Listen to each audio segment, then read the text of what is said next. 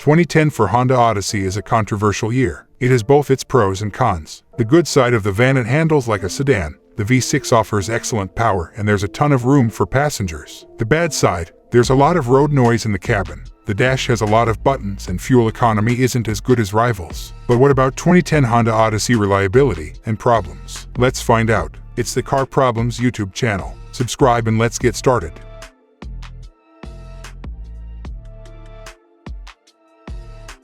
Excessive oil consumption. A common complaint is excessive oil consumption, which first appears at about 90,000 miles. Honda acknowledged the issue and released a free, dealership installable software update for the variable cylinder management system that fixes the issue. Paint peeling problem. Another problem that develops on many vans at about 100,000 miles is paint peeling. Poorly maintained paint will start to flake and peel. Repainting the impacted areas at a cost of about $1,000 per panel is the only option. Electric sliding door. There have been some issues reported with the electric sliding doors. Some owners say that driver's side sliding door won't open. It doesn't open manually, with dash control, with door panel control, or with remote. It just beeps. Mechanics say it's the electrical issue, and the dealer's estimate cost of $800 to $900. Vibration when braking. Many Honda Odyssey owners have reported that the brake pedal vibrates under their feet as they apply the brakes. The front brake rotors, which are the source of the brake pulsation, have a condition called lateral runout, also known as simply warped brake rotors. Heat quickly builds up in the brake rotors and brake pads as the brakes are applied,